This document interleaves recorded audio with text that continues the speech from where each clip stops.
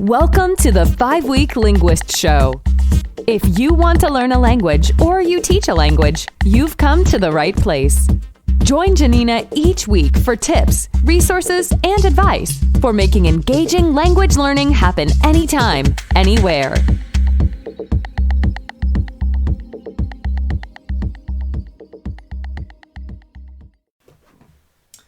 Annyeonghaseyo. Welcome to the 5-Week Linguist Show.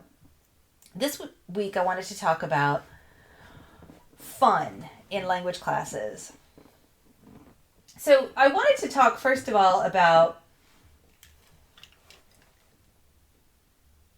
the intense expectations that there are in a lot of language classes, and about what reality looks like. So if you've taught languages in any kind of a traditional academic setting, the vast majority of people are required to work with a set of materials. So it might be a French program that has 3 different books, or Spanish program, etc. And the idea, of course, from the very beginning, there's some survival language in that very beginning of that first level book. Surviving in a classroom, learning about what's in a classroom, learning how to function in a classroom in that target language, and then go to the end of book number 3, and there's some really advanced grammar, perhaps the equivalent that not necessarily is used in even common speech among teenagers. So it's basically this whole journey of structures and vocabulary, and I think it's really useful in many ways. I know there's a bit of a backlash about it, but it's really just sort of a whole language sequence compressed into 3 different books. And I don't think it's realistic that everyone's going to finish and master those things. I do think that it's a nice guideline for people working in schools or districts or certain states to kind of know or have some sort of an expectation of what material has the student been exposed to. So we all know then we've got some guidelines to work within. And if you've been teaching languages for a while, you'll also probably agree that, some students just like it more than others. And they're going to be a lot more inclined to do those really deliberate activities, those sort of rote activities, to help them move faster, farther. And that the majority of your class time is going to be spent on acquisition. Right? That teaching students through comprehensible input, helping them understand this new language through understanding language you're exposing them to, whether that's through speech or presentations, reading. I wanted to talk about, there's a lot of expectations, right? We all want our students to do well. We have high expectations of ourselves, and we know that communities and districts and states and ACTFL, they all have high expectations of us, right? That we need to just keep doing what we can to grow languages because we know how great it is for people. And I wanted to talk about fun.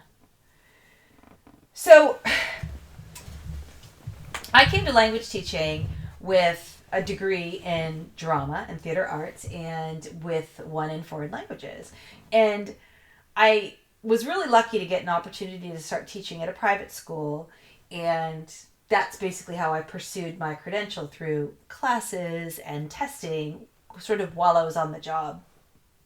So some of that training that a lot of really well-trained language teachers from college would have had, I didn't have in my undergraduate education.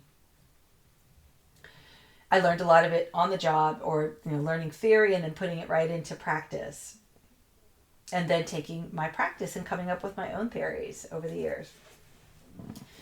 But literally, plays were one thing that I had. Appearing in plays, writing plays, directing plays, designing costumes for plays. Everything that goes into putting on a play was something I knew how to do.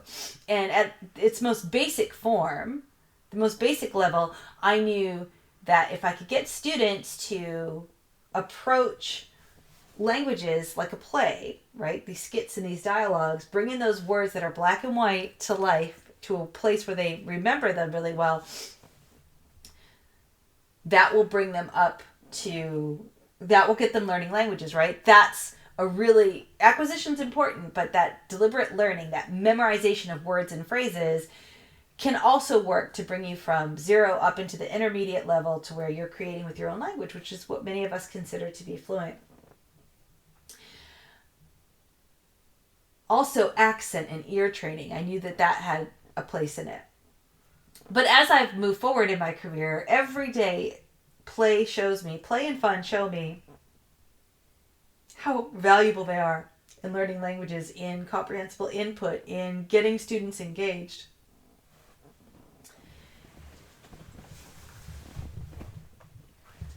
I started to really try to open my eyes and my ears to the research and what big companies were doing with play, because I knew that what I was doing was working. So as an example, I felt that I had to take something that was hard and make it fun.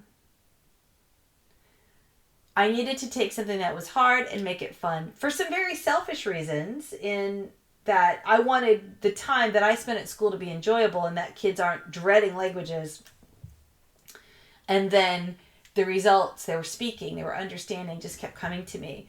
So one game I play in beginning language classes is Guess Who. So that game for children where everyone, you have a little board and you put up pictures and everyone both people pick a secret picture, and you ask your opponent yes/no questions. Does your person have long hair? Does your person wear glasses? And you use process of elimination. Well, using cards with pictures on them and the target language, students play against each other, and they play in groups, and they play everyone in class to really well be able to understand in context all that vocabulary and grammar to describe people. That's one of many examples. The more and more of this I did, the more and more I scaffold, and the more and more activities and experiences I created for them that were immersive but not submersive, they weren't going to drown in language, were helpful. So I wanted to talk about, for 2 reasons, some fun activities for you to do, and that can be adapted to any level.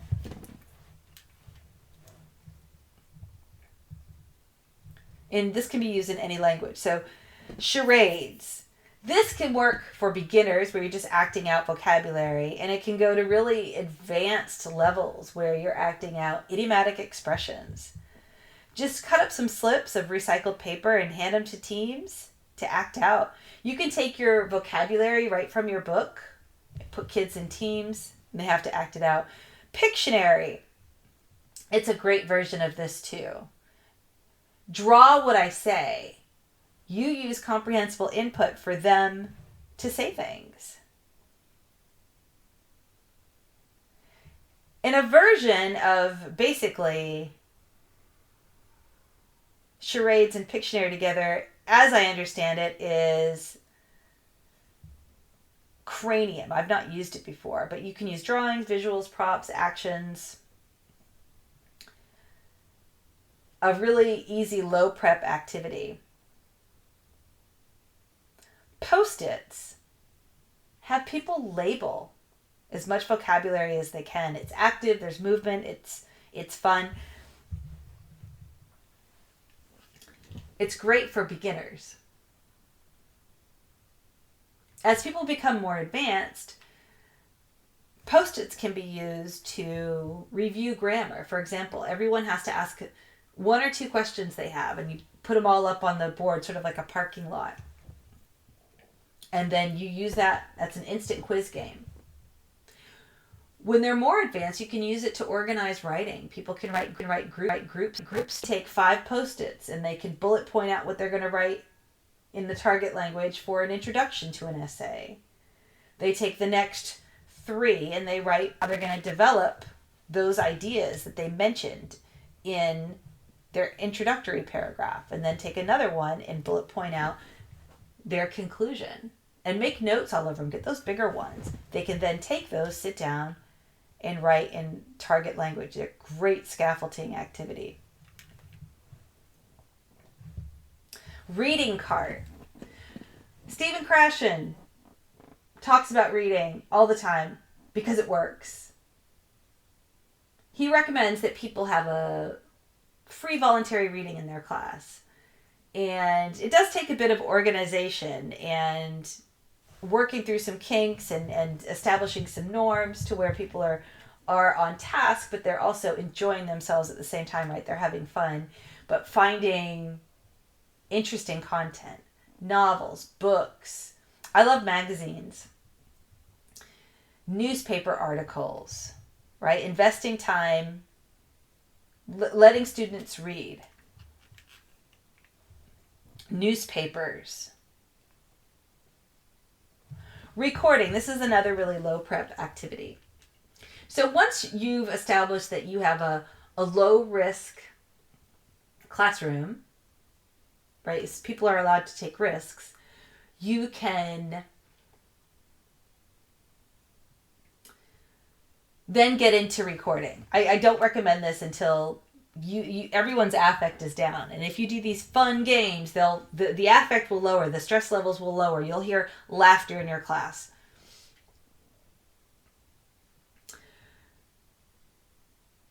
Recording's a really powerful tool, and just know that everyone's going to be really resistant, or a lot of people are likely going to be really resistant. And you're going to find that there's lots of, oh, I couldn't record it. There's this tech issue. There's da da da da da da. Recording is an amazing way to document your progress and to learn how to talk to other people and to get over shyness. So obviously you've got to speak to practice what you've learned, right? You've got to have some kind of output to practice what input that you've gotten. It helps you self-assess, it helps you fill in the gaps, and it helps you build your fluency. So a few activities that I like to do for recording. I really like to have students, and these are all things I do myself as well. I really like to have students start recording some of the activities from the book instead of writing their responses. This is a good bridge to getting that recording going. And this is where you'll probably have to deal with lots of tech issues and teaching kids how to use this stuff. The coronavirus pandemic, I know a lot of people who maybe didn't know how to record, a lot of kids know how to do that now. I like to use Vocaroo.com. The quality isn't great, but it's easily accessible to them. I can always send them, have a link. They know where it is. They can download it and send it as an attachment. They can also have it emailed to you, voice memos. But start there, something that has a lot of scaffolding, right? It could be they record a dialogue, right? Or they record some exercises by themselves, and then they get into recording their dialogues and turning them in. As you progress, and as they progress, have them record them talking to themselves, right? After you've gotten over the initial discomfort of talking to yourself, because most people, I find, hate listening to themselves being recorded. They hate it. So that's a hurdle. Then the tech part's a hurdle. But then once you've done it a few times, they'll be fine. They'll get really used to it. When they start recording themselves, be intentional in how you teach them how to do it and why you're doing it. So recording myself, having students record themselves, you got to offer them something to work with. Meaning maybe some input, some material, because it's gonna be a while before they can do it independently. So this material can be material from whatever you've provided for them, whatever you work with. But you can also have them create their own material. So sit down and bullet point out, maybe using Post-its, some things to talk about. and thinking about it before, and then simply recording. Use that same technique with groups of students. Again, they won't like this at first, but they'll get used to it. Talk for 3 minutes about whatever you want, but it has to be in Spanish. And make them take the time out to bullet point out some of the things, to give them ideas so they don't feel that they're lost. Maybe greeting and asking everyone how they're doing, and then asking everyone what they did last weekend, perhaps if you're studying the past tense, or about travel, or some different questions. There's lots of ways to do that. There's a few purposes of this. Recording yourself is going to help you get over your shyness, right? You'll just get over it. It's uncomfortable to listen to fumbling through in a language, but once you do it enough times, you're just it's not going to matter anymore, right? It's that first few times that are really difficult. And the more of it you do, the more comfortable you'll feel with it, right? It's just the discomfort to work through.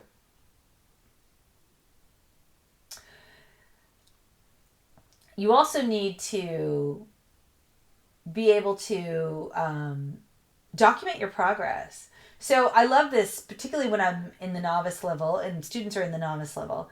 Do this with some sort of regularity and then go back and listen. They're unbelievably great documentation of your progress, right? You'll keep hearing yourself getting better and better and better and better and better. And that's really going to give you that motivation to keep going. Listen to yourself in November. Do it once a week, and then listen to yourself in May. You'll be stunned. And you'll be stunned at your students' progress.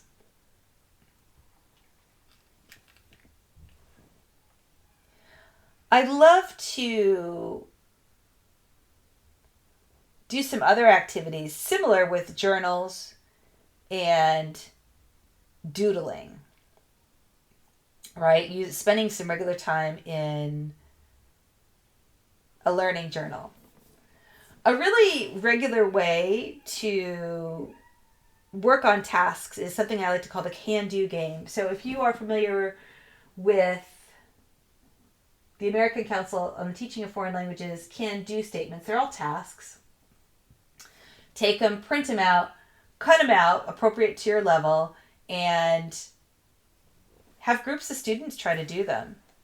And you can even print them out for them beforehand. And they can sort of study them and check them out. Interactive reading. So when we talked about reading earlier, I really love to have, whatever reading you have, you got to think about how to scaffold it for learners, because they're not just going to sit down and read the way an advanced learner would. So you've got to teach them some really deliberate skills that they probably don't think about. Regardless of how strong a reader they are, they probably don't think about all the deliberate strategies that they use. So give them a highlighter, give them Post-it notes, have them cut out a piece of paper, like a frame, and put it around if you can't write in the text, and they can write all their notes that they want in the margin. You can have them, I love to do reading in groups and in pairs. So for example, if I've got a reading I know is going to be challenging to them, it's foreign language, isn't it?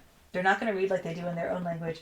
I divide people up into groups, small, 3 or 4, and they have to do something. So they might have to make 10 statements, and they can be true or false, that come right from the reading that you can find in the text. And so then as we come back together and essentially read for the second time, the students share their statements, and the other groups have to decide if they're true or false. You can do this with questions and answers. You can do this as jigsaw. But it's interactive. It gets the kids communicating, and they help problem solve together all that language. I love to play the error corrections game. So you can play this at almost any level. If you've got beginners, you're going to have to wait at least 6 months before you can start playing these games, because they won't recognize. I usually start this in year 2 at the earliest. But this is great for people who've been studying for more than a couple of years and beyond. But the most important thing is that they've had to have enough time to get comfortable with making errors. That's the most critical thing. That's the most, and they have to appreciate it. So I like taking whatever their essays were. I like taking whatever assignment they have. Essays, journal, speaking, a test maybe. And I'll write down common errors. And then we play a game with it. You can do this on whiteboard. You can do this on a piece of paper. And you display an error. Of course, you don't say who it is. And the students have to correct it. And they get a check. They get a point for every one that they get right. Or whatever your system might be. But it's a great way to teach corrections in context. It works so much better. It makes it interactive and fun instead of just writing in red what was wrong. They'll look at it, but maybe not so deeply. This makes it interactive. Everyone's correcting each other. There might be a little bit of embarrassment there at first, but if you've created an environment where people are really ready to take risks, the embarrassment will turn into fun. I didn't really like this the first time I played it. I felt like I was getting called out, and then I realized towards the end of the first time I played this as a student, a professor taught this to me many years ago. I realized how valuable it was. This was, and if I could make this game and make it really light and fun and keep the focus on learning, it would be really powerful. I have for you more games, and I'm not going to sit here and talk about all of them. I blog, I put on Instagram. I'm constantly publishing games that I'm coming up with because I've really used this not as a distraction from learning in my classroom, but to make that learning as fun and engaging as possible. And I have I'm going to link to several different resources for you. I have some instant games and 20 fun activities for the classroom. And I'm also going to link to you some resources on end of the year fun, as well as 5 different weeks of no and low prep fun. So I think I could sit here and I think there's hundreds of activities just in the resources that I just mentioned. I also created a collection of activities that can be done out of Google Drive. You can do them in person in your class, but you can also do them out of Google Drive. And they're all really student-centered, and they can be adapted to an online environment. And I'll link that to you for you as well. Until next time. Thank you for listening to the 5-Week Linguist Show with Janina Klimas. Join us each week here and visit us at reallifelanguage.com/reallifelanguageblog for more resources for learning and teaching languages.